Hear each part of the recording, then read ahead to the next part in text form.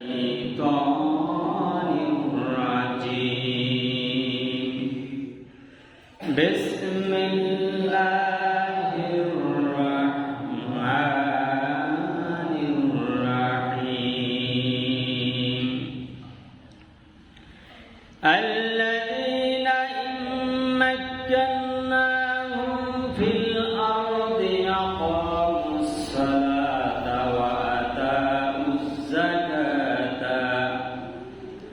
وأمروا بالمعروف ونهوا عن المنكر ولله عاقبة الأمور.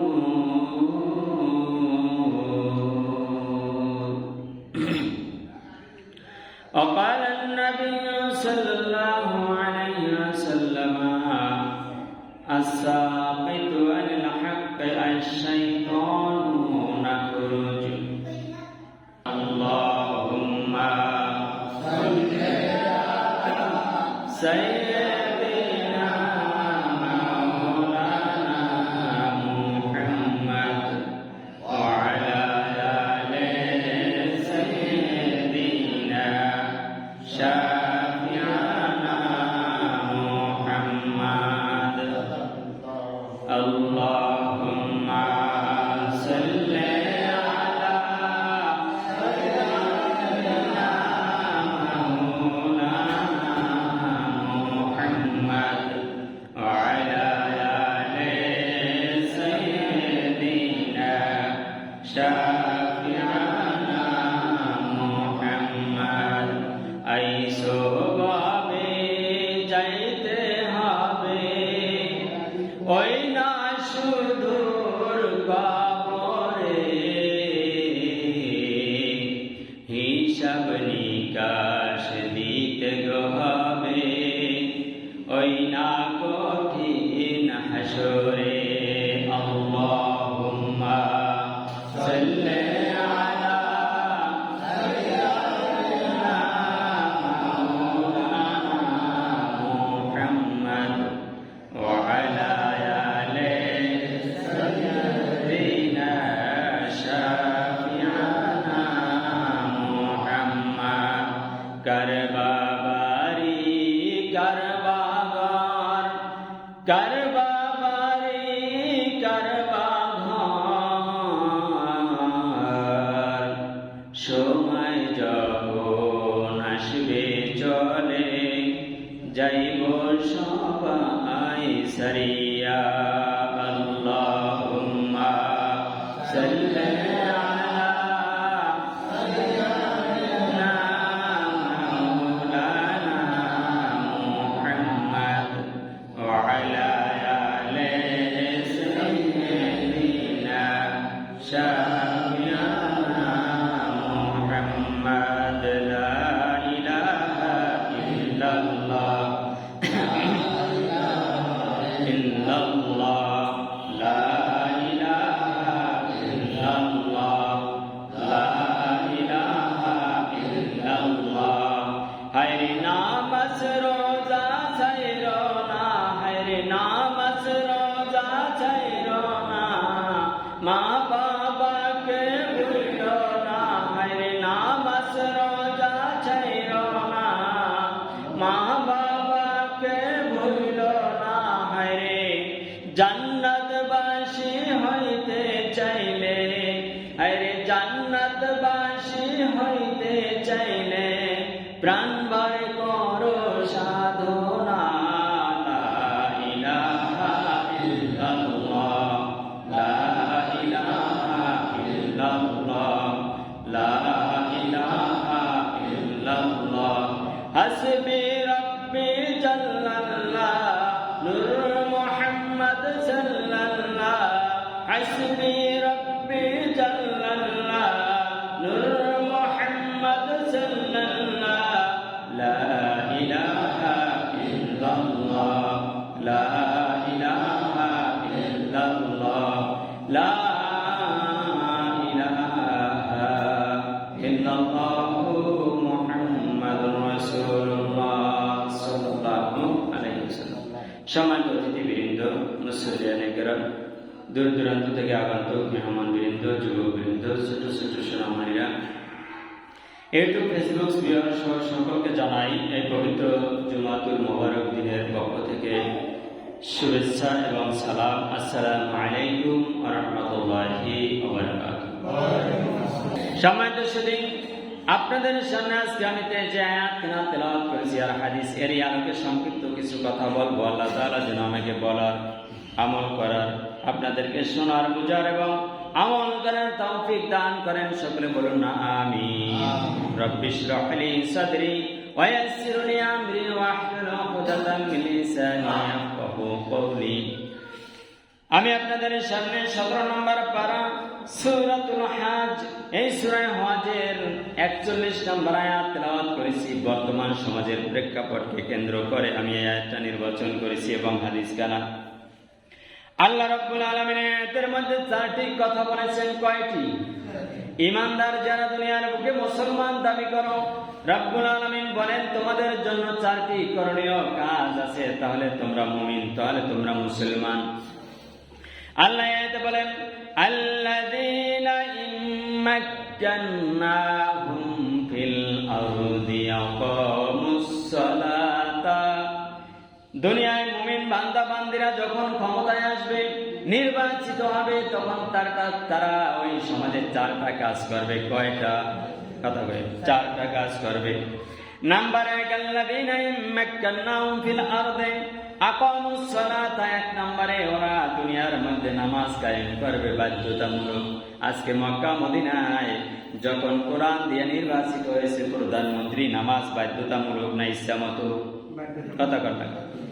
তাহলে এই সমাজে যখন নেতা নির্বাচিত হবে, জনপদে যখন প্রধানমন্ত্রী, রাষ্ট্রপতি নির্বাচিত হবে, দেখতে হবে ওর ভিতরে এই 4টা কাজ আছে কিনা, তাহলে মুসলিম, তাহলে ও খাঁটি মুমিন। আল্লাহ তাআলা জানিয়ে নিয়েছেন যদি মুমিনরা সমাজে ক্ষমতায় আসে, ওরা 4 দফা কাজ করবে, 4টা কাজ করবে। 1 নাম্বার কাজ করবে, ওরা সমাজের মধ্যে নামাজ জারি করে দেবে। বলুন সুবহানাল্লাহ। বুঝাই পরে আগে একটু অর্থ বলুন। الذين إن مكناهم في الأرض أقاموا الصلاة وآتوا الزكاة। 2 নম্বর যে কাজটা করবে মুমিনরা ক্ষমতায় গেলে রাষ্ট্রীয়ভাবে তারা যাকাত কায়েম করবে। দুনিয়ার সমস্ত সুদ বন্ধ করে দিয়া, মাটি দিয়া, দাফন দিয়া ওরা সমাজের মধ্যে বাধ্যতামূলক যাকাতের ব্যবস্থা চালু করে সমস্ত গরিব মানুষের মুখে হাসি ফুটাইয়া দেবে। বলুন সুবহানাল্লাহ। 4টা কাজের 2টা কাজ আল্লাহ তাআলা বলেছে। আমি আমার কথা বানানো, আমার কথা কি আপনারা শুনতেন? বানানোর কথা বল। আল্লাহ বলেন 4 দফা কাজ করতে হবে মুমিনরা ক্ষমতায় আসলে রাষ্ট্রীয়ভাবে। 1 নম্বরে নামাজ কায়েম করতে হবে বাধ্যতামূলক। নামাজ না কইরা পারবা না, সবাই নামাজ পড়া লাগবে, ওযু করা লাগবে, আর নাই পুলিশে হ্যান্ডকাপ দিয়ে লইয়া যাইব। বাবারা মনে রাখবেন, আপনি আমি হাজারো স্লোগান দিয়া, হাজার ওয়াজ করতে মারা গেলেও 1 গ্লাস মদ পান বন্ধ হবে না। ঠিক না বেটি? বলে যারে আল্লাহ হেদায়েত দেয়। আর সরকার যদি বলে 1 মিনিটের মধ্যে মদ পরিষ্কার, কি হ্যান্ডকাপ দাও, প্যাডের কাপড় ফেলাই হাঁটলে 1 মিনিটের মধ্যে পুলিশ বাড়ি মারো, ওখানে খাম্বার সাথে বেঁধে ফেলো, দেখবেন সব হিন্দু, মুসলিম, খ্রিস্টান নাই, সবের প্যাডের কাপড় ডাক্তা। ঠিক না বেটি? বলেন। এই জন্য আল্লাহ বলছে ক্ষমতায় আসলে পরে এই কাজগুলো করতে হবে, ক্ষমতায় নাই সে পারবা না। যত নাচো, দিনের দাওয়াত দিতে পারি, কিন্তু হেদায়েত যদি উনি দেয় তাহলে হবে, আর নাই হবে না। হবে রাষ্ট্রীয়ভাবে তোমাদের ক্ষমতা গেলে কোরআন। ঠিক না বেটি? বলেন। এই জন্য আল্লাহ বলে 1 নম্বরে মুমিনরা ক্ষমতায় গেলে নামাজ কায়েম করবে। 2 নম্বরে সুদ প্রথা দুনিয়ার থেকে দাফন দিয়া যাকাত প্রথা চালু করবে। ধনীদের টাকা আছে, কোটি কোটি মিলিয়ন গাড়ি আছে, বাড়ি আছে, বাধ্যতামূলক যাকাত রাষ্ট্রীয়ভাবে পুলিশের মাধ্যমে, র্যাবের মাধ্যমে ডান্ডা বেরি দিয়া টাকা তুইলে লাখে আর 1000 কোটি কোটি টাকা দুনিয়ার গরিব মানুষের হাতে হাতে সরকার বিলাইয়া দেবে। সুবহানাল্লাহ। এই 2টা কাজ কি সহজ না কঠিন? কঠিন। যদি সরকারের পক্ষে সহজ, আমাদের পক্ষে, চেয়ারম্যান মেম্বারের পক্ষে এটা সম্ভব না। একজন চেয়ারম্যান পারে দেশে ভালো শাসন করতে, জনগণের দিকে খেয়াল রাখতে, ভালো কাজ করতে, অন্যায় বিরোধিতা করতে, কিন্তু নামাজ বাধ্যতামূলক করতে হলে গোড়ায় লাগবে কিনা? রাষ্ট্রপতি, প্রধানমন্ত্রী ছাড়া পারবে কেউ? তাহলে এই যে বর্তমান চেয়ারম্যান দাদুরা দাঁড়াইছে, যারা মেম্বার চেয়ারম্যান, এদের পক্ষে এই 2টা সম্ভব না। আমি গবেষণা করছি 1 সপ্তাহ ধরে। সম্ভব কর সরকার, শুধু সরকারের সম্ভব। এখন আসুন সামনে কি বলছে আল্লাহ দেখুন। তা আল্লাহ বলছে 1 নম্বর কাজ হলো নামাজ কায়েম করা লাগবে, বাধ্যতামূলক পড়তেই হবে, ঘুমিয়ে থাকলে চলবে না, পুলিশ ঠান্ডা মাইরা দেবে। 2 নম্বরে যাকাত প্রথা চালু করতে হবে। 3 নম্বরে কি লাগবে? ওয়া আমরু বিল মা'রুফি। 3 নম্বর কাজ যেটা করবে রাষ্ট্রের ক্ষমতায় গেলে, নির্বাচিত হলে মুমিনরা সেটা করবে, সৎ কাজের আদেশ করবে। কিসের কাজের? তারা ভালো ভালো সৎ কাজ করবে, ন্যাক কাজ করবে, নামাজ পড়বে, রোজা রাখবে, দান সদকা করবে, মানুষের সেবা করবে, অন্য মানুষকেও নসিহত করবে, ওই অন্যের উপকার করো, নামাজ পড়ো, রোজা রাখো, সৎ কাজ, ভালো ভালো কাজ করার আঞ্জাম নিজেও করবে, অন্যকেও দেবে। এই কাজটা করবে মুমিনরা ক্ষমতায়। এইটা করা সম্ভব মেম্বার চেয়ারম্যান, ঠিক না? সৎ কাজের আদেশ দেওয়া, নিজেও সৎ কাজ করা, ভালো কাজ করা, আর মানুষকেও ভালো কাজের নসিহত করা। এটা মেম্বার চেয়ারম্যানের পক্ষে সম্ভব কি সম্ভব না? কথা কর না, সম্ভব। ওয়া'মুরু বিল মা'রুফি ওয়া নাহাউ আনিল মুনকার। অন্যায় কাজ দেখলে কঠোর হস্তে দমন করবে। কি কাজ? গাঁজা চলে, ইয়াবা চলে, জুয়া চলে, যাত্রাপালা চলে, বেঞ্চিলে ঘুরিয়ে দেবে। বলেছেন কে? আল্লাহ সুবহানাহু ওয়া তাআলা। তাহলে 4th নাম্বার কাজটা হলো অন্যায় কাজ আমার বাপ করুক, আমার সন্তান করুক, আমার স্ত্রী করুক, কাউকে ছাড় দেওয়া হবে না। যেমন সাইয়েদনা ওমর রাদিয়াল্লাহু তার ছেলে আবু শাহামা, মদ্যপান করার কারণে মদ পান করে নাই। ওই যুগে 1 কেজি দুধের ভিতরে 10টা খেজুর ভিজিয়ে রাখলে সৌদি আরবে, ওইটা সকালে খাইলে শক্তি হয়, গায়ে লাল হয়ে যায় দুধটা। আর যদি সকালে না খাইয়ে 3-4 দিন রাখে, এইটা যদি খায়, এটা মদের মতো শক্তিশালী হয়ে যায়। এইটা খেয়েছিল আবু শাহামা, ওমরের ছেলে, যার পরে 100 ডোরা মারছে। কিছু 50টার পর মারা গেছে, বাকি ডোরা কবরের উপরে মাইরে দিয়েছে। বলুন সুবহানাল্লাহ। তার মানে কি? যদি রাষ্ট্রীয়ভাবে ক্ষমতায় যায়, আল্লাহ পাক বলেছেন, তাহলে তারা 4th যে কাজটা করবে, তারা অন্যায় কাজ দেখলে কঠোর হস্তে দমন করবে, বাধা প্রদান করবে। সে বাপ হোক, সে ছেলে হোক, সে মেয়ে হোক, সে স্ত্রী হোক, কাউকে ছাড় দেওয়া হবে না। এখন আসুন, আমি যে 4টা কাজের কথা বলেছি, আমার কথা না, আল্লাহ বলেছে, আমি অ্যাডভাইস করছি। সূরা হজের 41 নম্বর আয়াত পড়ে দেখবেন বাড়িতে, যাদের তাফসীর আছে বা অর্থ আছে কোরআন শরীফ। এখানে আল্লাহ বলছে 4টা কাজ করবে মুমিনরা নির্বাচিত হলে, ক্ষমতা আসবে। 1 নম্বরে নামাজ কায়েম করবে, 2 নম্বরে যাকাত দেবে। এই 2টা কি এই মেম্বার চেয়ারম্যান পক্ষে সম্ভব? সারা দুনিয়া মাসে নামাজ বাধ্যতামূলক করা? কথা কয় সম্ভব?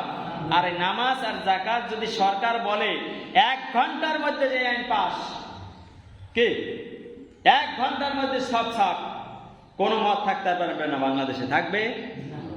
কথাগুলো বোঝানোর জন্য বলছি, আমি সরকারের বিরুদ্ধে যাওয়ার জন্য বলি না, আমি মেম্বার চেয়ারম্যানের বিরুদ্ধে যাওয়ার কথার জন্য বলি না। যার কোরআন থাকে আছে, যার ভালো লাগে মানবে, যার ভালো লাগে না মানবে।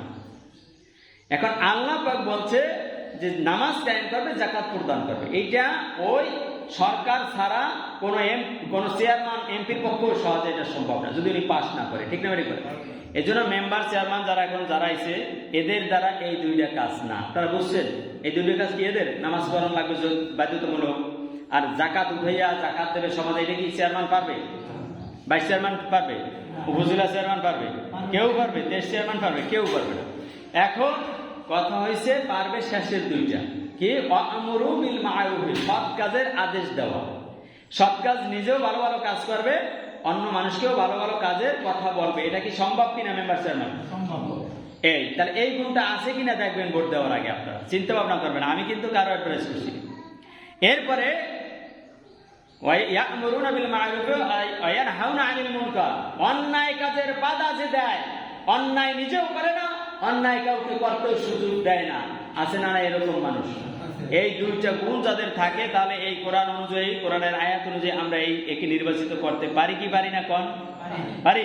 যে ন্যায় বিচার করবে, অন্যায়ের প্রশ্রয় দেবে না, অন্যায় দেখলে কঠোর হস্তে দমন করবে, তাকেই নির্বাচিত করার দরকার আছে না নাই? এই কথা আমার না, আল্লাহ বলে। আল্লাহ বলছে 4টা গুণ থাকতে হবে দেশের রাষ্ট্রীয় ক্ষমতায় গেলে। কিন্তু এখন যারা গ্রামগঞ্জে নির্বাচন হয়, এর মধ্যে 2টা গুণ থাকলেই যথেষ্ট। আপনারা বুঝতে পারছেন সবাই? এখানে নির্বাচনী আলোচনা শেষ।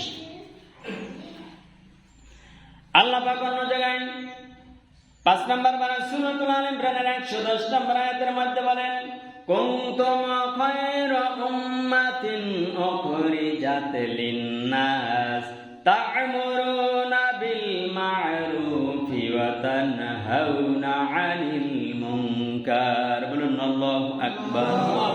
আল্লাহ বলেন তোমরাই সর্বশ্রেষ্ঠ জাতি, তোমরাই দুনিয়ার মধ্যে শ্রেষ্ঠ জাতি, সেরা জাতি। কেন শ্রেষ্ঠ জাতি তোমাদেরকে বানাইলাম জানো? তোমাদের দুইটা কাজ করা লাগবে। কয়টা? দুইটা। আর না সেরা জাতি কইবেন, আপনি কইবেন যে আমি আমার নাম বাদশাহ মিয়া, এদিনকে আপনি বাদশাহ হইতে পারবেন? হ্যাঁ, প্রধানমন্ত্রী হইতে হলে ক্ষমতা থাকার দরকার আছে না নাই? কয় নাম কি? কয় বাদশাহ মিয়া। কয় ভাইজান আপনি করেন কি? পেশা কি? চাকরি? কয় খয়রাত করি। কি করে? নাম বাদশাহ, করে খয়রাত। তো এই বাদশাহ দিয়ে কোনো লাভ আছে? কয় আপনি কি মুসলমান না হিন্দু? কয় মুসলমান। কয় দাঁড়িয়েও নাই, মুসো নাই, নামাজও নাই, আপনি কি মুসলমান? আপনার কাজ, আপনার কর্ম এটাই প্রমাণ করবে আপনি মুসলিম না হিন্দু না খ্রিস্টান না বৌদ্ধ। আপনার কথা, আপনার কাজ এটাই প্রমাণ করবে আপনি বাদশাহ, আসল বাদশাহ না মুসাফির বাদশাহ। আমরা কাজে পরিণত করব, ওই মুখে পরিণত করলে দুনিয়ায় হইতে পারে, আখেরাতে হবে না। তা আল্লাহ এতে বলেছেন তোমরাই শ্রেষ্ঠ জাতি, তোমরাই উত্তম জাতি।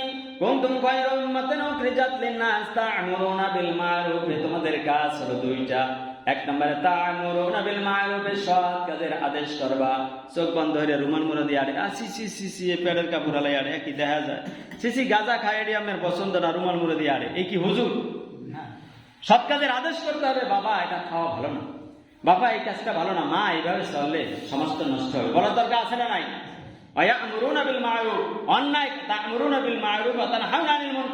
অন্যায় কাজ দেখলেই বাধা প্রদান করবা, তাহলেই তোমরা দুনিয়ার মধ্যে শ্রেষ্ঠ জাতি। বলুন সুবহানাল্লাহ। তাহলে সৎ কাজের আদেশ করা, অন্যায় কাজ দেখলে মুখের দ্বারা হলেও সম্ভব, যতটুকু সম্ভব বাধা নিষেধ করার দরকার আছে না নাই? এই সিসি বললে রুমাল মুড়া দিলে জান্নাত পাওয়া যায়, তো সোজা জান্নাত এত সস্তা না। সম্মানিত শুনে বলতেছিলাম, গত জুমায় ফিরাউন যেভাবে জ্বালাইলো মুসা আলাইহিস সালামকে, আর মুসা আলাইহিস সালাম মুজিজা দেখাইলো একটা লাঠির দ্বারা। কিসের দ্বারা মনে আছে আপনাদের? একটা লাঠি ছেড়ে দিল, লক্ষ লক্ষ কোটি কোটি সেই সাপ, অজগর সাপ, সেই শিয়াল, সেই বাঘ, সেই সিংহ, সব কিছু একটা সাপ। ওই সাপের মুখের এক মাথা ছিল ফিরাউনের রাজ দরবারের নিচে, আর এক মাথা ছিল রাজ দরবারের উপরে। এমন ভাবে টান দিয়েছিল, শ্বাস প্রশ্বাস দিয়া সমস্ত জাদু বিদ্যাকে সাফ করে দিয়েছিল। বলুন সুবহানাল্লাহ। এই মুসা আলাইহিস সালামের লাঠির মধ্যে এত জাদু, দাউদ আলাইহিস সালামের হাতের মধ্যে এত জাদু, ঈসা আলাইহিস সালামের ফুৎকারের মধ্যে এত জাদু, হাত বুলাইয়ে দিলে চোখ, অন্ধ চোখ ভালো হয়ে যেত, এত কিছু হইতো। আমাদের নবীর কিছু হয়তো কি হইতো না? মনে রাখবেন, সারা দুনিয়ার যত নবী রাসূল প্রেরণ করেছিলেন আল্লাহ রাব্বুল আলামিন, সকলের যে মুজিজা ছিল তার চেয়েও বেশি ছিল বিশ্ব নবীর। বলুন না সুবহানাল্লাহ। নবী করিম সাল্লাল্লাহু আলাইহি ওয়াসাল্লামের একজন সাহাবীর নাম ছিল জাবের। এই সাইয়েদনা জাবের রাদিয়াল্লাহু আনহু নবীজিকে খুব বেশি ভালোবাসতেন, নবীও জাবেরকে বেশি বেশি ভালোবাসতেন। হঠাৎ একদিন সাইয়েদনা জাবের রাদিয়াল্লাহু সহ নবীজি সহ অনেক সাহাবীরা মদিনার বহির্রাষ্ট্র থেকে, বহির্ভূত রাষ্ট্র থেকে উঠে সরে সবাই মদিনার দিকে আসতেছিল। কিন্তু সাইয়েদনা জাবের রাদিয়াল্লাহু রূপটা ছিল বুড়া এবং রুগ্ন। বুড়া বোঝেন? রুগ্ন, রুগ্ন, শুকনা শাকনা, গায়ে গোস্ত নাই, হাঁটতে পারে না। এখন বিশ্বনবীর এই সাহাবী জাবের রাদিয়াল্লাহু ডাক দিল রাসূলকে, ইয়া রাসূলুল্লাহ, ইয়া হাবিবাল্লাহ, একটু দাঁড়ান। আমার এই একবারে বুড়া বৃদ্ধ এবং গায়ে কোনো গোস্ত নাই, হাঁটতে পারছে না, আপনি একটু দোয়া কইরা দেন যেন আমার উটটা সবাই আগে যাইতে পারে। বলুন সুবহানাল্লাহ। বিশ্বনবীর হাতে ছিল একটা লাঠি, সুন্নতি লাঠি। বৃদ্ধ হইলে হাতে লাঠি নেওয়া সুন্নত। বলুন সুবহানাল্লাহ। হাতে আংটি পরাও সুন্নত। বলুন সুবহানাল্লাহ। বিশ্বনবীর এই হাতের লাঠিটা দিয়া তার উটটার মধ্যে এমন জোরে একটা খোসা মারলেন, আল্লাহ তাআলার কুদরত মুজিজা জারি হয়ে গেল। সাথে সাথে উটটা সকলের উটের চেয়ে যুবক হয়ে গেল এবং তরুণ হয়ে গেল। বলুন সুবহানাল্লাহ। সাথে সাথে উটটা এমন জোরে দৌড় শুরু করছে, সবার উট সামনে ছিল কিন্তু সবার উটকে পিছনে ফেলাইয়া সাইয়েদনা জাবেরের উটটা মদিনা আগে পৌঁছে গেছে। বলুন সুবহানাল্লাহ। বিশ্বনবী মদিনায় পৌঁছে গেলেন। মদিনায় যাওয়ার পর ডাক দিয়া বড় মুস্কি হাসি দিয়া, সাইয়েদনা জাবের, আজকে তো তোমার উটটা অনেক সুন্দর দেখাচ্ছে, অনেক তেল তুলে হয়ে গেছে, অনেক তুল তুলে চেহারাটা হয়ে গেছে, উটটা তো আমার পছন্দ হয়, উটটা আমার কাছে বিক্রি করে দাও। বলুন না সুবহানাল্লাহ। রাসূল মজা করে, মজা করাও জায়েজ আছে না নাই?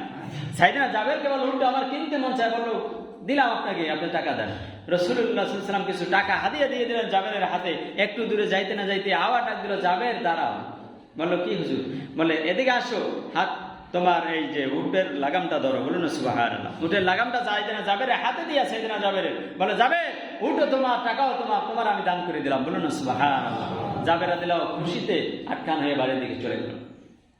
খন্দকের যুদ্ধে 600 সাহাবী নিয়ে সাইয়েদনা জাবের রাদিয়াল্লাহু বিশ্ব নবী পরীক্ষা খনন করতেছেন, কিন্তু 4 দিন ধরে রসুলের ঘরে পাক নাই, পেটে খানা নাই। কয়েকটা পাথর বেঁধে রেখে জামার নিচে পেটে কষ্ট হয়, এই জন্য পেট খালি। এই কয়েক টুকরা পাথর বেঁধে রেখে সেখানে পরীক্ষা খনন করতেছেন। সাইয়েদনা জাবের দেখতে পেল, জামার উপর দিয়ে অনুভব করতে পারলো নবীজির পেটে হয়তো বা পাথর বাঁধা আছে। সাইয়েদনা জাবের কানের কাছে গিয়া সালাম দিয়া পেটে হাত দিয়ে বলে, ইয়া রাসূলুল্লাহ, আপনার পেটে দিয়ে পাথর বাঁধা। বলল, জাবের চুপ করো, 4 দিন ধরে রাসূল খানা খায় নাই, বলুন সুবহানাল্লাহ। জাবেরের মুখ বলেন হয়ে গেল। আল্লাহর নবী বলল, জাবের, এই সংবাদটা তুমি কারো কাছে দিবা না। আমার কোন এক টুকরা সাহাবীরা যদি শুনে রাসূল 4 দিন খায় নাই, মাটি খনন করতেছে, একজন সাহাবী ওর দিশা থাকবে না, সবাই কাঁদতে কাঁদতে অস্থির হয়ে যাইবে, তুমি কারো কাছে বলবা না। এবারে সাইয়েদনা জাবের রাদিয়াল্লাহু আনহু, ইয়া রাসূলুল্লাহ, ইয়া হাবিবাল্লাহ, আমার বাড়িতে ছোট একটা বকরি আছে, 5-6 কেজি গোশত হবে, আপনি যদি অনুমতি দেন আপনার জন্য দুগা খানা পাক করতে চাই। বললো, যাও পাক করো, বলুন সুবহানাল্লাহ। রাসূল ছাগলের গোশত খুব বেশি পছন্দ করতেন, সিনার গোশত খুব পছন্দ করতেন। রাসূল পাক সাল্লাল্লাহু আলাইহি ওয়াসাল্লাম খুশি হইয়া বললো, যাও পাক করো। এবারে জাবের যাইয়া দৌড়াইতে দৌড়াইতে বললো, ইয়া স্ত্রী রে, স্ত্রী, একটা সুসংবাদ আছে, প্রাণের নবী আমাদের বাড়ি আজকে খাবার খাইবে, তাড়াতাড়ি ছাগল জবাই দিয়ে পাক করো, বলুন সুবহানাল্লাহ। বিশ্ব নবীর দাওয়াত গ্রহণ করে জাবেরের স্ত্রী খুশি হইয়া ছাগল জবাই দিয়ে পাক করতে শুরু করলেন। কিন্তু সাইয়েদনা জাবের রাদিয়াল্লাহু স্ত্রী বলল, জাবের, স্বামী তুমি যাও, রাসূলকে যাইয়ে বলো কানে কানে যে এত সাহাবী নিয়ে কাজ করে, 600-700 সাহাবী যদি আসে কি করে খাবে, মাত্র 5-6 কেজি ওজন ছাগলটা, 5-6 কেজি গোশত। রাসূলকে কানে কানে বলবা, 2-1 জন খাস যারা সাহাবী এদেরকে নিয়ে যেন আসে, বাইরের সাহাবী যেন নিয়ে আসে, কারণ খাওয়াবো তো রাসূলকে। সাইয়েদনা জাবের দৌড়াইতে দৌড়াইতে গেল, ডাক দিয়ে বলল, ইয়া রাসূলুল্লাহ, ইয়া হাবিবাল্লাহ, কানের কাছে যাইয়া 5-6 কেজি মাত্র ওজন ছাগলটা জবাই দিছি, পাক চলছে, আমার স্ত্রী খুব খুশি হয়েছে, তবে আপনার জন্য একটা সুসংবাদ আছে। আমার স্ত্রীর পক্ষ থেকে তিনি বলেছেন, কয়েকজন খাস আপনার যদি 2-1 জন থাকে সাহাবী, তাদেরকে নিয়ে আমার বাড়ি খানা খাইতে যাইবেন, কারণ গোশত কম। আল্লাহ রাসূল মুস্কি হাসি দিয়ে দাঁড়ায় গেলেন। দাঁড়াইয়া 600 সাহাবীর দিকে মুখ ফিরাইয়া বলতে লাগলো, সাহাবীরা, জাবেরের বাড়ি ছাগল জবাই দিয়েছে, আমাকে দাওয়াত দিয়েছে একারে, আর আমার পক্ষ থেকে তোমাদের 600 সাহাবীদের আমি দাওয়াত দিয়ে দিলাম। সুবহানাল্লাহ। জাবেরের মুখটা ছোট হয়ে গেছে, কারণ গোশত 6 কেজি। এই দেখেন না, অনেকবারই মেহমান আইলে ভয় পায়, এই দুপুরের সময় 5-6 জন মেহমান আসছে, আমরাই তো খাইতে পারবো না, বাবু খাওয়ান কি আছে না নাই? মুখ বলিন করা সুন্নাত না, হাসি মুখে তাদেরকে 1 লোকমা হইলেও খাওয়ানো সুন্নাত, বলুন সুবহানাল্লাহ। বিশ্ব নবী ডাক দিয়ে বলল, জাবের, মুখটা মলিন হলো কেন? বলল, ইয়া রাসূলুল্লাহ, বুঝতেই তো পারছেন বাড়ি খানা নাই, রুটি আর গোশত অল্প, 600 সাহাবী দাওয়াত দিয়ে লাইছেন, আমি কি করবো, আমার তো লজ্জায় মুখ এখন মলিন হয়ে যাওয়ার পালা। সাথে সাথে আল্লাহ রাসূল ডাক দিয়ে বলল, জাবের, দাওয়াত দিয়েছে বিশ্ব নবী, মনে রাখবা, বান্দা যার রিজিকের দায়িত্ব তার। সুবহানাল্লাহ।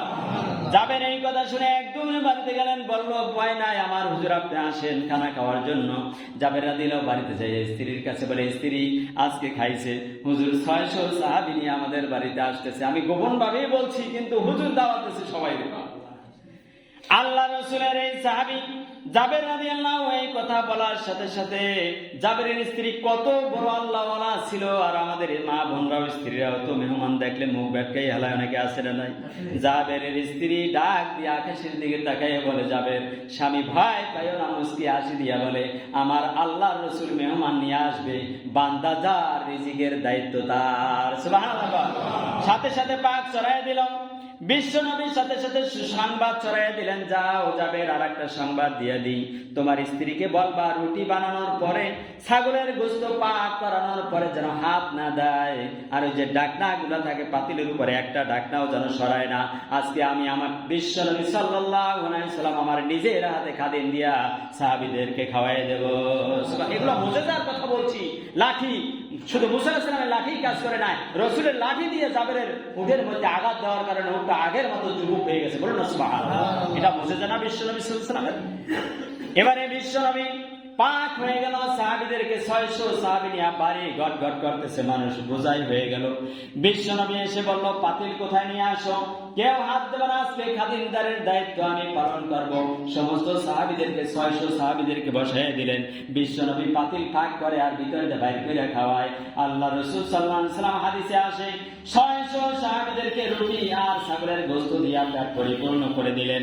তারপর সাহাবী জাবেরের পাতিল থেকে এক টুকরা সেই গোশত আর রুটি কমে নাই। বলুন সুবহানাল্লাহ। আল্লাহুম্মা সাল্লি আলা সাইয়্যিদিনা মুহাম্মদ ওয়া আলা আলি সাইয়্যিদিনা শাফি'ানা মুহাম্মদ। সম্মানিত সুধী, তাহলে আজকের আলোচনার মূল বিষয় ছিল আমাদের বর্তমান প্রেক্ষাপটে রাজনৈতিক অঙ্গনে আমরা কাকে ভোট দেবো। আপনারা বুঝতে পারছেন কোরআনের হাদিসের আলোকে দুইটা গুণ থাকতে হবে। 1 নম্বরে সৎ কাজ যারা করে, সৎ কাজের আদেশ করে। 2 নম্বরে অন্যায় দেখলে রুখে দাঁড়ায়, বিনামূল্যে প্রয়োজনে সেখানে বাধা প্রদান করে। এরকম যদি 2টা গুণ থাকে আল্লাহ তাআলা ভোট দিতে বলেছেন। বোঝা হয়েছে? আর 2 নম্বর যে কথা বলেছি, সকল নবীদের যে গুণ ছিল, মুজিজা ছিল, সেটা আমার নবীর মাঝেও ছিল। বলুন সুবহানাল্লাহ। সকল নবীদের মাঝে 2 বার 4 বার 45 বার এসেছে জিবরিল আমিন। আপনার আমার দয়াল নবীর কাছে 24,000 বার এসেছে। বলুন সুবহানাল্লাহ। আল্লাহ তাআলা এই কথাগুলোর উপর আমাদের সকলকে আমল